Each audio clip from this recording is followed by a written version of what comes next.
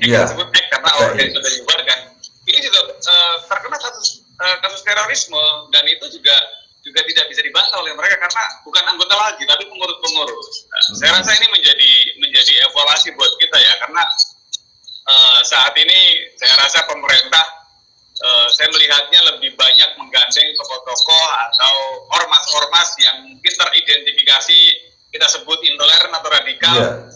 Kurang tahu mungkin arahnya mau dibina atau ini menjadi alat politik, kita nggak tahu. Yang jelas kita melihat bahwa ormas-ormas ini seperti Hizbut Tahrir saat ini juga ada diberikan panggung-panggung, diberikan ruang yang cukup luas di negara ini, terutama di pemerintah. TV Al-Waha, Hot Inspiration. Assalamualaikum warahmatullahi wabarakatuh. Sahabat TV Al-Waha dimanapun Anda berada, dari kawasan Sejuk, Beniwah Kerajaan, Kecamatan Bojong, Kabupaten Tegal, Jawa Tengah, inilah channel TV Al-Waha Hot Inspiration. Kembali bersama saya Bahril Ulum dalam segmen acara Sorotan Bahril.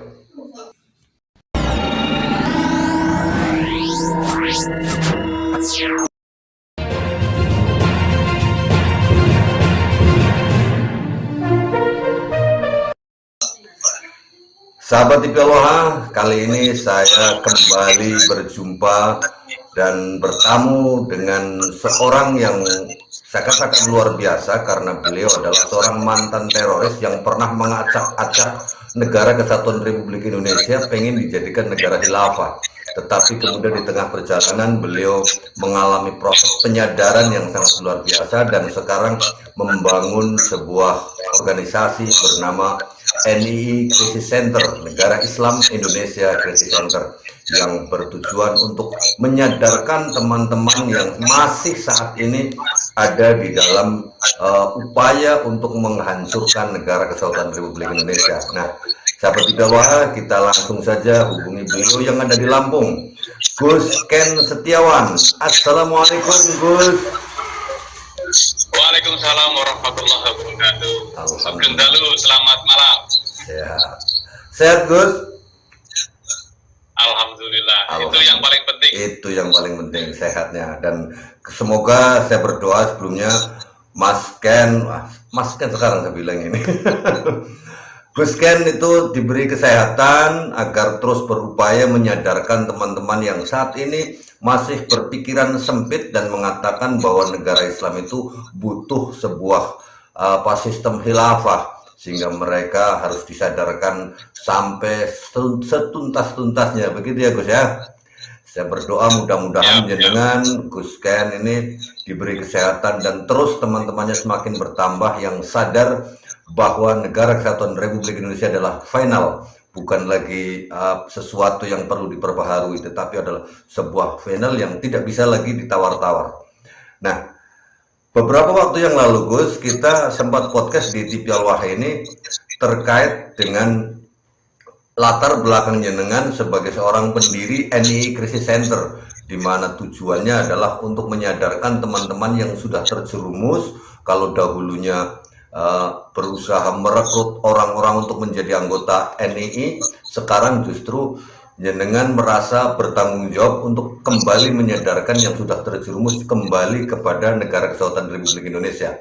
Nah, pada saat ini saya pengen ngobrol dengan jenengan, Gus, seputar tentang Habib Rizik ini, di mana Habib Rizik ini kan seorang yang boleh dibilang dia itu punya ambisi untuk mengganti sistem kepemerintahan Indonesia dari demokrasi menjadi khilafah. Bagaimana, Gus? Menurut pandangan Gus Ken tentang Habib Rizik secara personal terlebih dahulu. Monggo. Ya, kalau kita kembali kepada hadis Nabi ya, yang pernah mengatakan bahwa umat Islam ini akan hancur bila umatnya itu ta'assub ya, atau fanatik buta terhadap kelompok. Kita melihat fenomena ini sudah ada di sekitar kita. Ada yang mengklaim dia keturunan Nabi, ada yang mengklaim dirinya paling sunnah.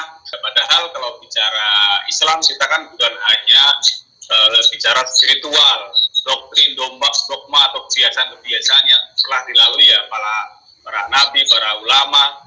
tapi Ya. juga bicara tentang kemajuan zaman, tentang toleransi, karena Nabi itu orang yang paling toleransi. Kenapa orang-orang yang mengaku sebagai keturunannya malah justru menurut saya intoleran? Lah ini kan Iya. berbanding terbalik dengan akhlak yang diajarkan oleh Nabi itu sendiri begitu.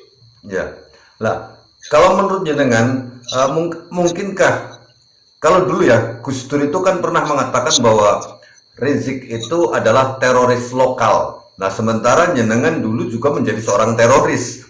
Bagaimana pandangan itu tentang apa yang disampaikan oleh Gus Dur bahwa Habib Rizik itu adalah teroris lokal? Gimana Gus?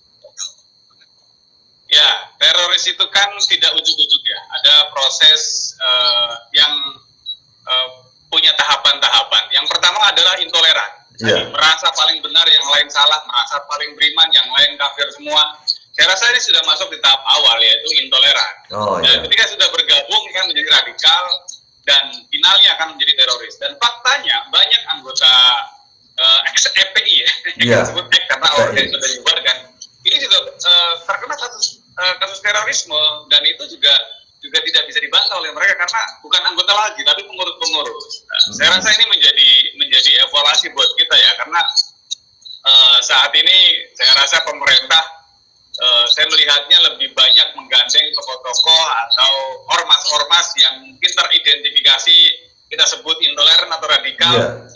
Kurang tahu mungkin arahnya mau dibina atau ini menjadi alat politik, kita nggak tahu. Yang jelas kita melihat bahwa ormas-ormas ini seperti Hizbut Tahrir saat ini juga ada diberikan panggung-panggung, diberikan ruang yang cukup luas di negara ini, terutama di pemerintahan Jokowi ini. Nah, kalau dari penjelasan jenengan tadi bahwa saat ini pemerintah justru menggandeng orang-orang yang katakanlah ormas dalam tanda petik itu intoleran seperti FPI, Habib Rizik kan lagi-lagi beberapa pejabat itu pejabat negara bahkan pejabat tinggi ya datang kepada Habib Rizik untuk entah itu tadi jenengan nggak tahu gitu ya, saya juga sendiri nggak tahu tujuannya apa. Menurut jenengan pantaskah ketika pemerintah itu menggandeng mereka untuk menjalankan roda pemerintahan, Gus? Kalau bicara pantas dan enggaknya, kalau kita dari kacamata orang awam sih kelihatannya nggak pantas. Nggak Tapi kan pantas, ya? ketika masuk dalam ruang politik, tidak ada yang mustahil, tidak ada kawan dan Ya. lawan yang abadi. Gitu. Iya, iya. Jadi ada namanya simbiosis mutualisme, ketika sama-sama menguntungkan ya, Ya. itu akan berjalan beriring. Nah itu yang terjadi saat ini sebenarnya. Nah, kemudian apabila ternyata pemerintah itu justru menggandeng mereka yang disebut itu sebagai intoleran, seperti orang-orang mantan HTI, bahkan FPI yang juga dalam tanda petik sudah bisa kita katakan sebagai teroris gitu ya. Jadi FPI is teroris, maka bagaimana sikap masyarakat terhadap apa yang dilakukan oleh pemerintah itu, Gus? Ya banyak kawan-kawan juga berdiskusi mengutarakan kekecewaan ya. Kenapa ormas-ormas yang teridentifikasi radikal bahkan yang sudah mengarah kepada terorisme justru digandeng, mendapatkan ruang publik yang cukup besar, sehingga ya kelihatannya malah justru ini yang menjadi persoalan karena mereka sudah terbukti termasuk bukan kelompok FPI saja, kelompok-kelompok Habib ini juga tidak ada penindakan ya, karena mereka juga mengklaim cucu Nabi, tapi akhlak mereka juga Jauh, ya. walaupun tidak semua 100% jauh dari akhlak Nabi itu sendiri. Ya, kita seolah-olah seperti dibodohi, diberikan cerita-cerita yang Halusinasi. tidak jelas sumbernya, halusinasi. Nah ini kita kan seperti melihat sandiwara depan mata, tapi kita nggak berbuat apa-apa karena ya kita tahu memang dulu tokoh-tokoh Habib ini kan memang dekat dengan pemerintahan sebelumnya, jadi mungkin tidak semudah yang kita kira gitu kan untuk menindak mereka begitu. Iya, iya, iya. Nah, karena hal tersebut masih menjadi sebuah dalam tanda petik kesulitan untuk katakanlah meniadakan mereka, kalau tidak dikatakan membumi hanguskan gitu ya.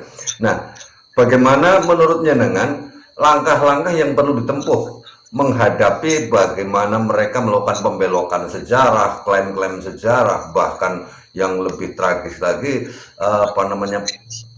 klaim terhadap perjuangan para pejuang bangsa ini, Gus? Ya, saya rasa harusnya pemerintah sih bertindak. Namun saya pesimis ya terhadap pemerintahan yang sekarang untuk mereka. Padahal ini konflik di bawah sudah semakin meruncing ya. Iya. Dan kita tetap tidak akan pernah berhenti. Kita tetap mengedukasi kepada masyarakat bahwa ya tadi kita berbicara Islam, kita nggak boleh fanatis terhadap kelompok kita saja. Tadi Islam bukannya bisa bicara spiritual, karena ketika berbicara tentang Nabi misalnya, itu kan kita juga harus bicara rasional. Bagaimana Nabi yang harus kita buka secara detail dari kecil ketika Nabi Muhammad terus sampai remaja, terus ketika menikah dengan Khadijah, itu syariat apa yang digunakan ketika untuk menikah, karena dulu kan Islam belum turun, Qurannya juga belum ada. Iya. Ketika menikah dengan Khadijah sampai usia 40 tahun wahyu turun. Nah ini kan menurut saya butuh rasional, karena jangan sampai kita hanya mengikuti mengikuti cerita-cerita atau dongeng masa lalu tanpa kita tahu alasan-alasannya. Memang ketika bicara tentang sejarah Nabi, kita kadang hanya diberikan cerita-cerita yang kelihatannya wah gitu kan, Nabi sudah berislam dari lahir misalnya. Bagaimana ceritanya ketika wahyu saja turunnya ketika di usia 40 tahun. 10 tahun ya, betul. Jadi memang ketika sebelum hijrah ke Madinah, lebih condong memang ada cerita-cerita agama, konsep spiritual ya, bagaimana beragama menjadi baik. Karena memang mentor, saya bilang di samping spiritual, itu Nabi Muhammad juga tokoh politik pada saat itu yang punya mentornya adalah pamannya sendiri, Abu Thalib. Terus istrinya sendiri juga menjadi mentor politik yang saat itu juga keluarganya adalah keluarga Kristiani ya, termasuk sama sepupunya ya, Waraqah bin Naufal. Terus ada pendeta Buhairo yang juga menurut saya ini menjadi mentor politik. Nah ini satu-satunya pendeta yang sudah mengetahui bahwa sejak kecil di usia 12 tahun ketika ditanya dengan beberapa hal menjawab dengan bagus, lalu sampaikan kepada Abu Thalib bahwa ini keponakanmu bakal menjadi tokoh besar lah. Ini yang justru memprediksi adalah seorang pendeta. Artinya sebenarnya kalau bicara Nabi Muhammad ini ketika berbicara sebelum hijrah ini ya, itu kan orang yang paling toleran dalam artian berkomunikasi, berhubungan dengan pendeta, dengan Bukhairo, dengan Naufal, dengan Khadijah sendiri gitu kan.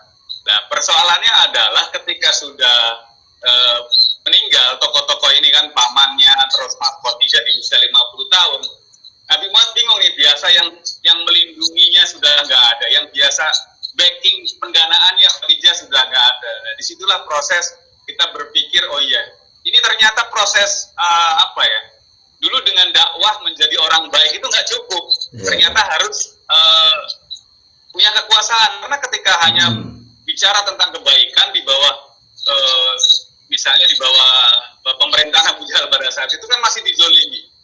Akhirnya muncullah konsep yang namanya Isra Mi'raj, dia merenung, belajar tentang peradaban masa lalu, jadi bukan peristiwa fisik. Yang akhirnya disitulah rukun Islam ya, termasuk sholat, masuk puasa, zakat itu diaktifkan. Dulu kan juga belum ada perintah wudhu ketika di Mekah belum ada. Ketika sudah dari Madinah. Nah ini yang menjadi persoalan kita, bahwa kita harus rasional, gitu kan. Bahwa ketika kita misalnya rukun Islam selama ini juga kita hanya tafsirkan bahwa kita mengucap syahadat sudah selesai lah gitu kan, kita sudah masuk surga. Padahal sebenarnya kan bukan itu saja. Syahadat itu konsekuensinya menurut saya pada zaman Nabi itu adalah ikrar setia atau sumpah setia kepada negara Mekah pada saat itu, khususnya di wilayah Arab sana kan. Ya kalau hari ini ikrar setia kepada NKRI bahwa kita harus membebaskan kemiskinan, harus menegakkan keadilan pada saat itu. Jadi syahadat bukan hanya sekedar yang kita ucapkan saja. Lah ini kan hari ini banyak cerita-cerita yang akhirnya kok seolah-olah seperti sholat juga hanya 5 waktu, padahal sholat itu kan juga bicara tentang bagaimana komunikasi antara masyarakat. Kita disuruh kompak, disuruh baris rapi. Jadi ini yang akhirnya Islam itu sendiri kabur, seolah-olah ajaran Islam itu hanya bicara spiritual, bahwa kita cukup menjadi orang baik, tapi ternyata ada juga yang masih menzolimi, mengkafir-kafirkan, membidah-bidahkan. Nah ini kan tetap juga ada. Iya. Kalau tetap diam ya ini akan tergerus zaman. Jadi Islam itu harus, menurut saya harus rasional. Islam harus ini, masyarakat harus paham bahwa tadi sejatinya kan Nabi Muhammad itu tokoh yang menjadi inspirator di negara Arab, dan konsepnya itu bisa diterapkan di dunia. Kenapa? Tadi konsep Islam itu sebenarnya bukan hanya bicara rukun saja, tapi itu peta pergerakan. Apa ya, mapping lah bagaimana ketika dia akan bangkit. Ya memang dulu ada konsep namanya kalau dalam Islam itu sumpah atau baiat ya, tapi dalam konsep tadi sumpah terhadap tanah air. Seperti kita lahir di Indonesia ya harus mencintai tanah air. Banyak warga-warga pendatang yang akhirnya mereka mengklaim lebih Indonesia, sejarahnya diputar balik sesuai dengan keinginan mereka. Lah ini kan menurut saya sudah melenceng sekali. Melenceng sekali, dan justru itu sebuah bentuk penjajahan. Kita yang warga asli Indonesia seolah-olah seperti malah jadi budak gitu. Iya, benar. Nah, kemudian gini Gus, kalau kita lihat rekam jejak Rizik Syihab itu kan ada video yang sampai menjelentrehkan bagaimana upaya mendiskreditkan kelompok-kelompok lainnya. Kemudian juga dia mendukung secara terang-terangan dalam orasi di depan publik itu mendukung ISIS itu. Bagaimana menurutnya dengan itu? Seorang Rizik Syihab yang mendukung ISIS dan menyuarakan tentang intoleransi, bahkan berusaha untuk menghilafahkan Indonesia. Terkait hal itu kan sebelumnya termasuk pengurus-pengurusnya yang ada dalam video itu sudah ditindak ya dengan hukum. Ya. Bicara hukum ya bagaimana nanti kita lihat depannya. Semoga sih tidak terjadi lagi, karena hari ini mereka tahu mereka ada di bawah pemerintahan. Bahkan kemarin staf khusus bidang juga datang ke tempat Rizik Syihab ini kan. Artinya kelompok-kelompok ini hari ini dirangkul oleh pemerintahan. Nah ini masyarakat yang akhirnya dilematis. Ini kan sesuatu yang menyedihkan kan? Menyedihkan kalau menurutnya dengan itu, bahwa pemerintah merangkul kelompok-kelompok intoleran. Apa jadinya negara ini jadinya ke depan? Ya, saya rasa ini akan menjadi presiden buruk ya buat negara ini, karena tadi pemerintah yang harusnya memberikan keadilan orang-orang yang sudah dianggap radikal, yang sudah dianggap mungkin mengarah kepada terorisme, tapi kok dirangkul. Ya, banyak kawan-kawan masih pada protes, tapi ya kita sendiri tidak bisa berbuat apa-apa. Mungkin ada pertimbangan lain, pemerintah merangkul ormas-ormas atau tokoh-tokoh yang saya rasa ini kan mengakibatkan kekecewaan tokoh-tokoh yang moderat, khususnya ya masyarakat yang cinta damai kecewa. Kenapa pemerintah bisa melakukan penggalangan terhadap ormas-ormas atau tokoh-tokoh yang teridentifikasi dengan intoleran dan radikal? Apakah di balik itu ada mungkin pendana yang membiayai dari kelompok-kelompok intoleran, sehingga kemudian pihak pemerintah berniat untuk merangkul mereka? Kita kurang tahu karena kita nggak bisa menerka-nerka, tapi yang jelas memang ketika sudah masuk ranah politik tidak ada teman ataupun kawan yang abadi, semua bisa terjadi. Nah, ini yang mungkin kita harus berprasangka baik lah. Semoga ini bukan upaya untuk memberikan ruang yang buat mereka yang akhirnya mereka nanti melakukan aksi begitu. Selama jenengan sebagai anggota dari NII, Negara Islam Indonesia dahulu, mungkin kan ada ormas-ormas yang berafiliasi dengan NII. Kira-kira mereka FPI itu dengan Rizik Syihabnya termasuk di dalam NII itu enggak, Gus? Karena misinya sama gitu. Ya, hampir semua kelompok radikal di Indonesia itu ibu kandungnya memang NII ya, Negara Islam Indonesia. Berarti termasuk FPI juga NII dong ya? Konsepnya mungkin sama, tapi cara penyampaiannya berbeda-beda. Kalau di NII kan menggunakan konsep Islam kafah, sama dengan FPI juga Islam kafah. Iya. Mereka tidak bisa hidup di negara kafir. Mereka katakan bahwa hukumnya bukan hukum Islam. Jadi seperti pohon mangga, akarnya mangga, batangnya mangga.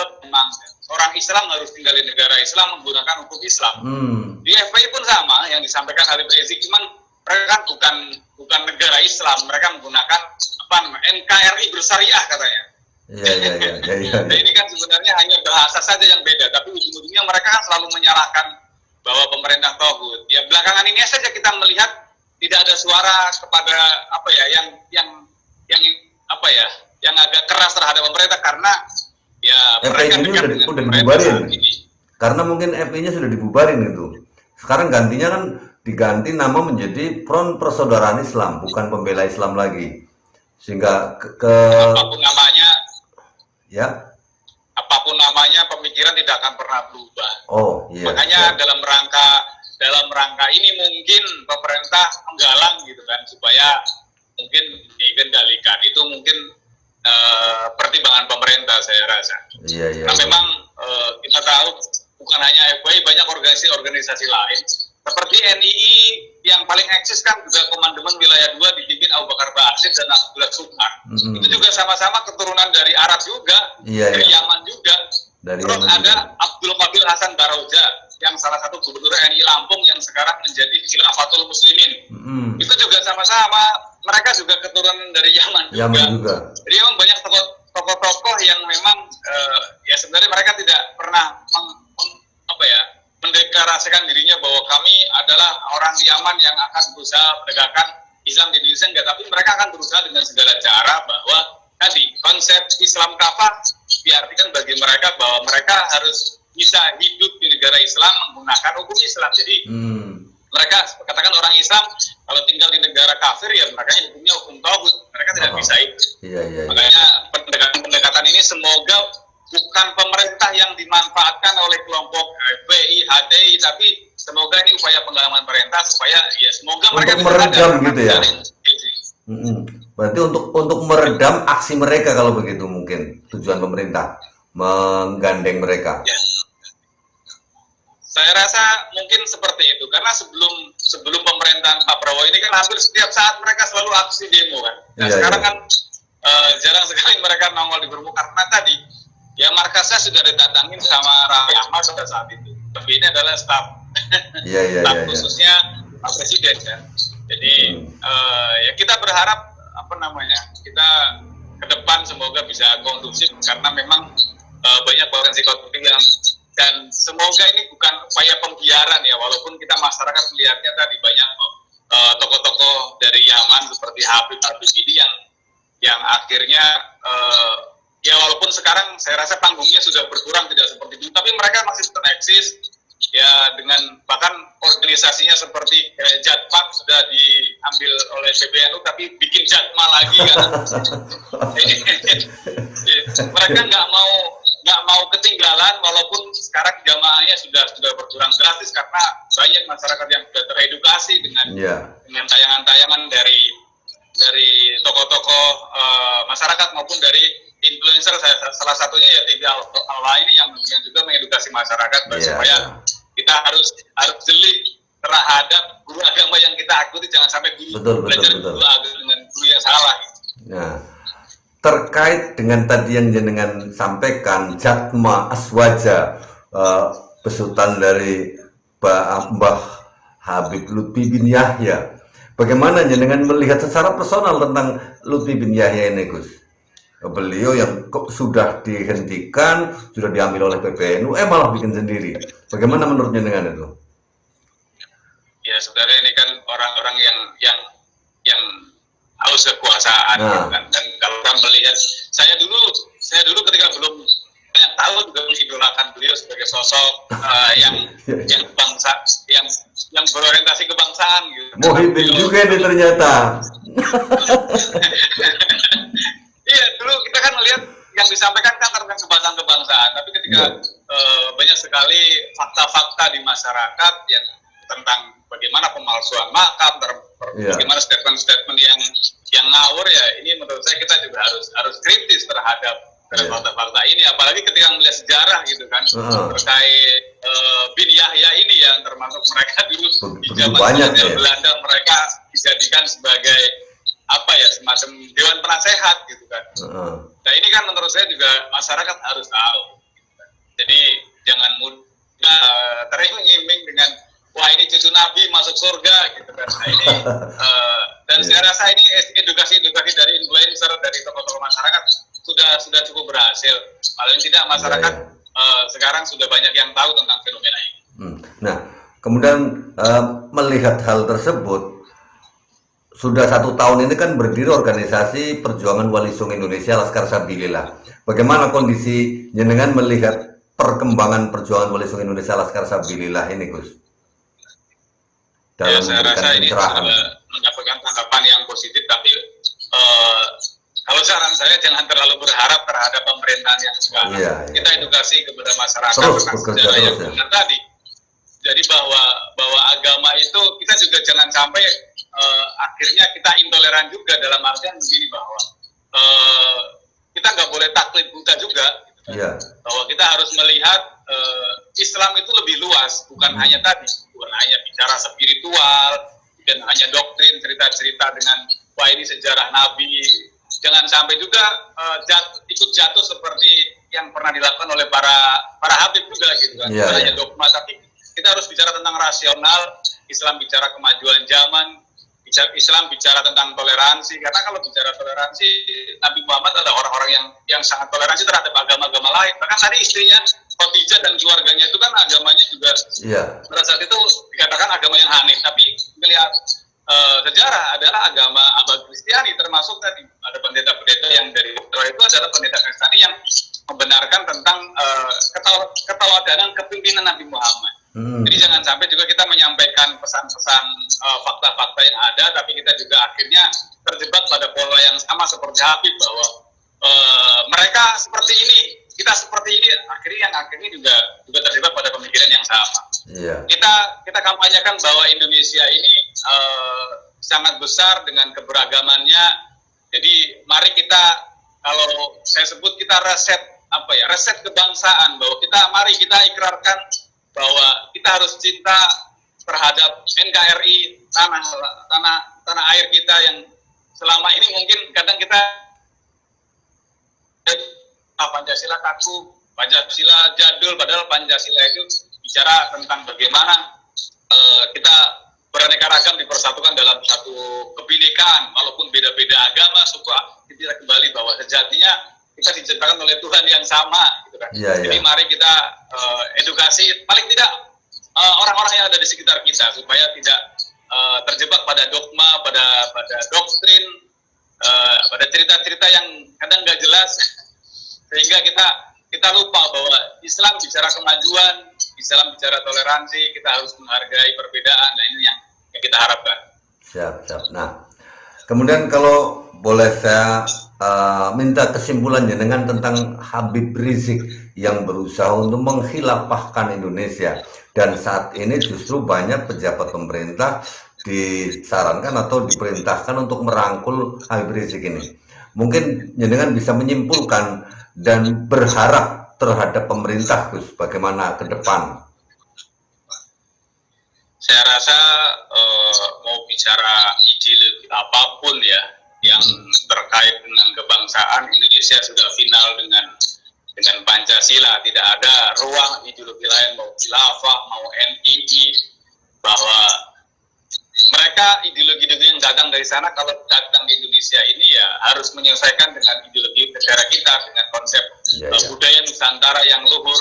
Jangan sampai malah budaya Nusantara ini nanti akan dirubah sedemikian rupa.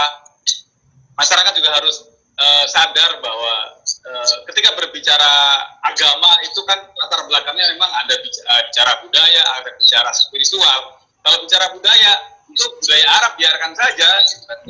Kita budaya, kita punya budaya yang luar biasa, komplit gitu kan. Apapun yang ada di sini ada. Jadi saya rasa masyarakat harus berani menolak ketika ada ajaran-ajaran impor, mau negara Islam, mau khilafah. Jangan sampai kita tertarik dan malah justru mendukung mereka. Dan semoga konsep-konsep khilafah ini yang oknum-oknum tokohnya, oknum organisasinya hari ini dirangkul sama pemerintah, benar-benar mereka tersadar bukan nanti pemerintah yang akan dimanfaatkan dimanfaatkan oleh kelompok-kelompok ini sebagai konsep simbiosis mutualisme, sehingga nanti kacau nih antara ideologi Pancasila dengan khilafah digabung, nanti gak jelas nanti ujung-ujungnya. Ya. Oke Gus, artinya boleh kita simpulkan pembicaraan kita ini bahwa sebagai masyarakat kita di grassroots jangan terlalu berharap terhadap pemerintah akan penghentian dari kelompok-kelompok intoleran untuk menghentikan aksinya. Kita tetap berjuang dengan cara menyadarkan kepada masyarakat bahwa budaya-budaya luar negeri, dalam hal ini dalam tanda petik dari budaya Arab, khususnya Arab Yaman yang dibawa oleh para Habib itu, jangan sampai mempengaruhi pola hidup kita, pola keberagamaan kita ya, gitu ya. Begitu kan? Betul. Karena kita tahu bahwa walaupun organisasi FPI IHD dibubarkan, tapi faktanya mereka masih hidup, otaknya masih ada, banyak, masih bergerak, dan justru saat ini tadi dirangkul oleh pemerintah. Ya semoga ini upaya yang positif dalam artian mereka bisa merubah. Tapi saya pesimis kalau teman-teman khilafah ini mereka bisa berubah, bisa mencintai Pancasila, bisa kembali kepada Undang-Undang Dasar kepada NKRI. Saya rasa ini akan mustahil. Tapi paling tidak mungkin pemerintah melihatnya dengan dirangkulnya mereka mengurangi tensi terhadap termasuk aksi-aksi mereka. Tapi wallahu alam, hanya Allah yang tahu. Kita hanya bisa berdoa semoga negara kita ke depan bisa aman dan damai, masyarakatnya walaupun latar belakang kita berbeda-beda. Mohon maaf ini Gus, jenengan tadi mengatakan pesimis terhadap upaya pemerintah yang merangkul kelompok intoleransi ini. Sementara jenengan sendiri sebagai mantan seorang yang dulu mengacak-acak negara kesatuan Republik Indonesia, sekarang justru sudah tersadar. Kenapa jenengan punya pesimis itu? Pertanyaannya. Kita di NI Crisis Center sebenarnya punya SOP.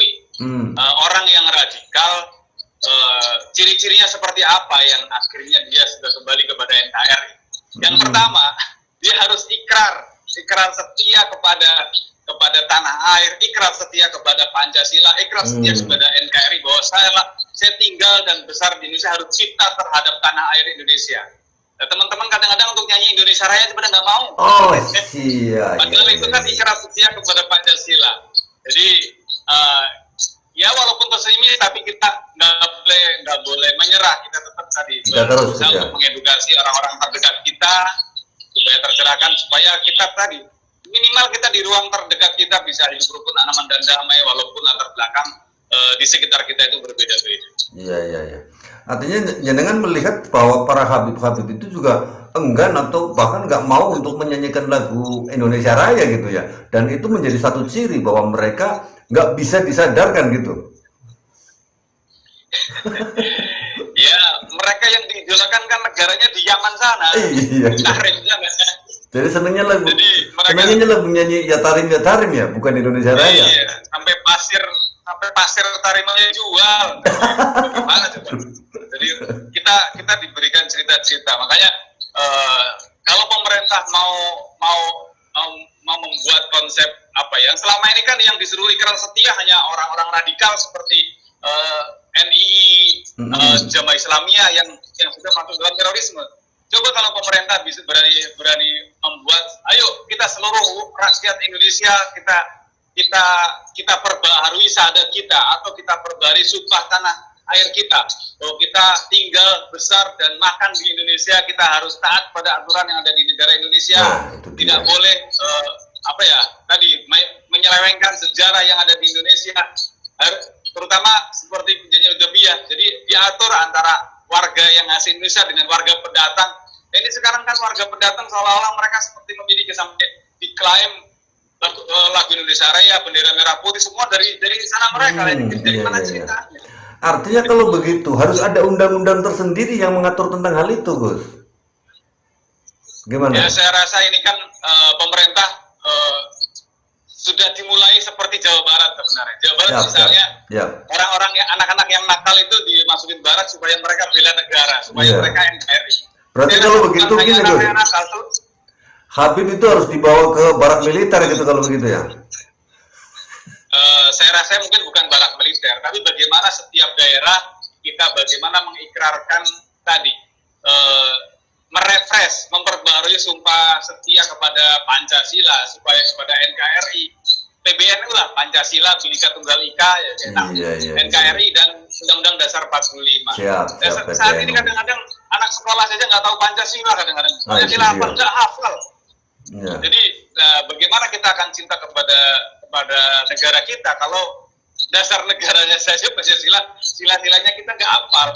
Saya rasa ini bagaimana kalau negara berani membuat konsep ini, bagaimana kita reset, kita ikrar setia, bukan hanya anak nakal, bukan hanya teroris, tapi seluruh rakyat Indonesia, semuanya, lahir Indonesia maupun pendatang, kita harus setia kepada NKRI, kepada Pancasila, kepada Undang-Undang 45. Kita harus taat, dan sebagai warga yang baik ya kita jangan sampai melanggar undang-undang yang ada, taat kepada undang-undang yang ada, seperti itu. Ya, sepakat Gus. Artinya memang ini kayaknya kita perlu menggaungkan agar pemerintah membuat sebuah konsep dan aturan yang diberlakukan kepada warga negara untuk berikrar setia kepada negara kesatuan Republik Indonesia secara kafah gitu ya, bukan Islam secara kafah gitu ya Gus ya.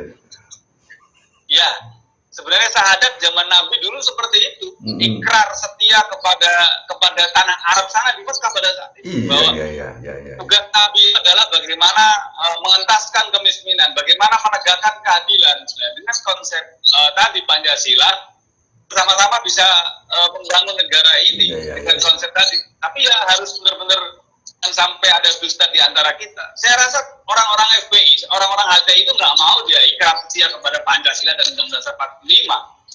Kalau nggak mau diapain Pak? Harusnya diapain itu kalau nggak mau? Ya saya rasa tidak ada sanksi sih. Cuman ini secara ini kan tidak seperti zaman dulu ya, ketika ketika Pancasila menjadi asas tunggal. Hari ini banyak sekali sekolah-sekolah yang tidak ada lambang Pancasila, yang tidak ada upacara bendera. Nah ini menurut saya juga harus dipertanyakan mereka. Mereka lahir, ada yang ada di Indonesia, besar di Indonesia, tapi nggak mau menyanyikan lagu Indonesia Raya, nggak mau pasang Pancasila, nggak mau pasang foto presiden aja juga nggak mau. Nah ini kan menurut saya sebuah kemunduran gitu kan. Padahal tadi sudah dijelaskan oleh Nabi itu sendiri bahwa ketika kita ta'assub atau fanatik buta terhadap kelompok, ini akan berakibat pada bahwa kehancuran Islam sudah di mata. Jadi saya rasa ini menjadi otokritik buat kita semua lah, khususnya buat penguasa yang saat ini menjalankan pemerintahan, bagaimana menindaklanjuti. Saya rasa perlu memang ada semacam ikrar reset, ikrar setia kepada Pancasila, kepada NKRI. Di ruang-ruang mungkin di setiap misalnya di setiap minggu atau bulan ada di Polres atau di Kodim, diundang masyarakat bersama-sama untuk merefresh itu.